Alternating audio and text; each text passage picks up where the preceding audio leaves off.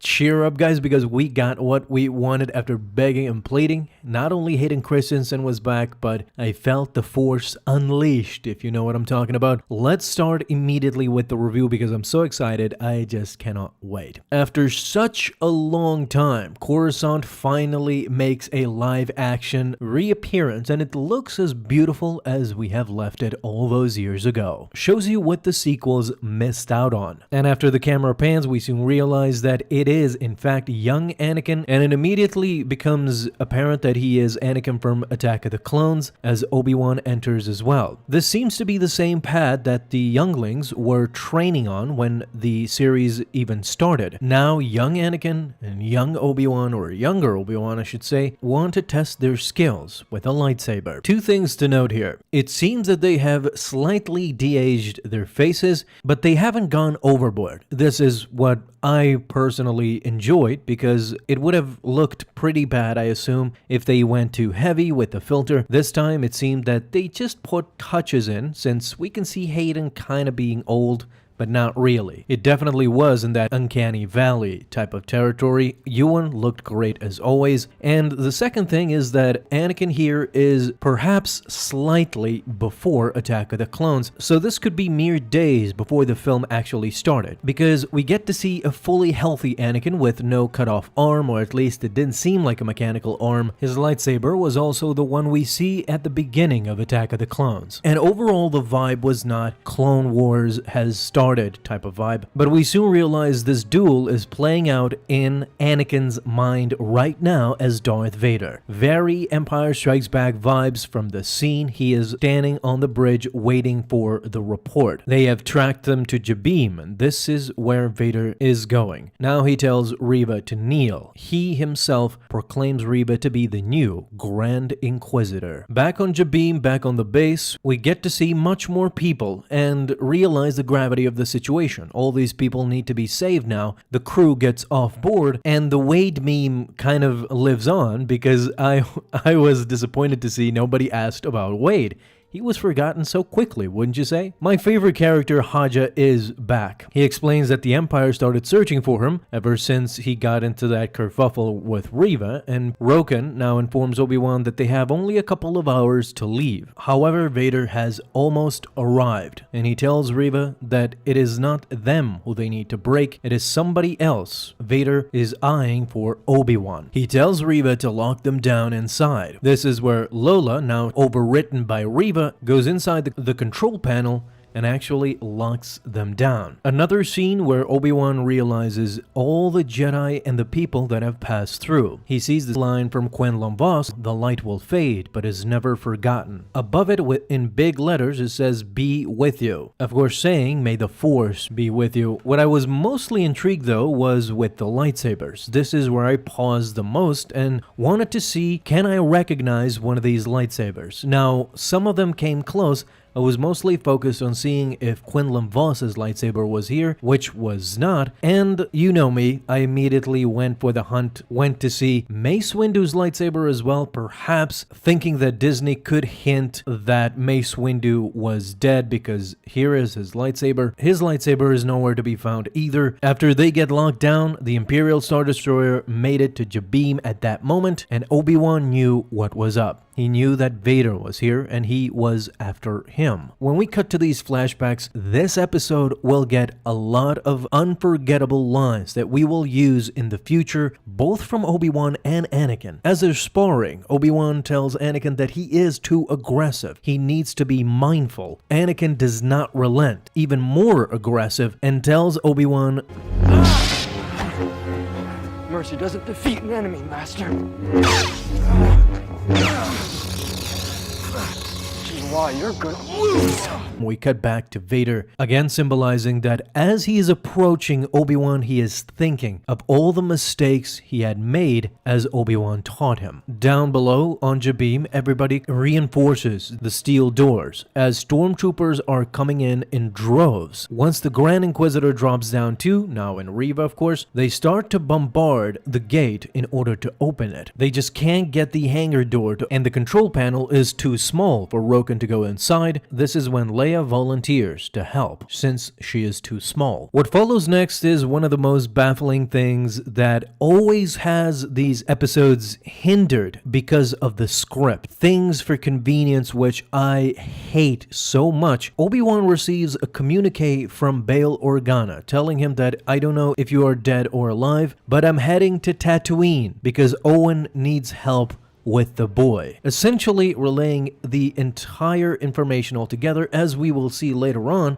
this will be a very bad move by Bail Organa. I don't understand this type of writing and this type of script. I've said this numerous times. These episodes are so great, they're so powerful, but they are hindered by the lack of understanding of these characters or for the story in general. Obi-Wan has been living on Tatooine protecting Luke for 10 years. Couldn't have Bail Organa just said, I'm going to that place you used to live to protect the commodity? That's all you needed to say. Obi-Wan would know. Of course, you didn't need to say on a top secret message, I don't know if you're dead, but if you're dead, anybody who picks this up, like the Empire, like Vader, could easily decode this message and have me saying on the message, Tatooine, Owen, boy, Vader would immediately know what's up. So this is poor writing, but I'm just gonna move on because I always get frustrated with these. Obi-Wan sees no choice but to negotiate with Reva in order to stall time. At first, Reva thinks he has nothing, but the old Obi-Wan is coming back. This was full force Obi-Wan, a pure diplomat. He had figured out how Reva knew Anakin was Vader. Because Reva was inside during Order 66, it is finally revealed that Reva was actually a youngling, and if given the opportunity, Reva would strike against Vader. This is what Obi-Wan tries to convince her of, that if he gives her a chance, will she kill Vader? The flashback scenes were magnificent. Everything that we have begged from this series, it was given to us. That's the good thing. We get to see Anakin not only executing Order 66,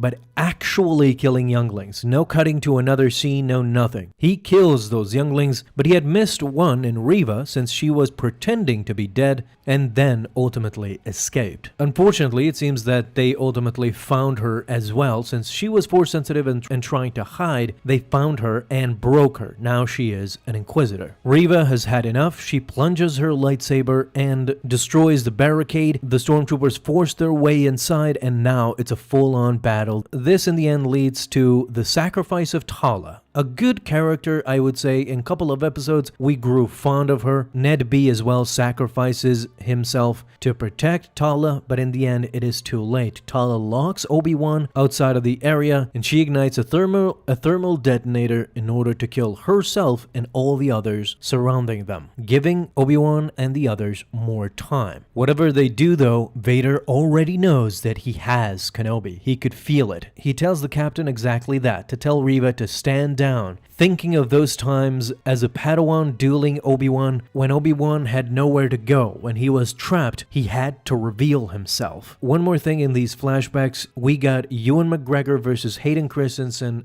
just fit back like a glove that never left you. The fighting skills were proficient, were great, and we got those prequel vibes. It's as if muscle memory, they had never forgotten how to spar with each other. As Vader predicted, Obi-Wan knows what to do next. He needs to fight Vader another way. He gives Haja all of his belongings, including the lightsaber and his communicator device, but Roken does not understand how will he fight without his lightsaber. An extremely memorable line. As I said, we will use it for years to come.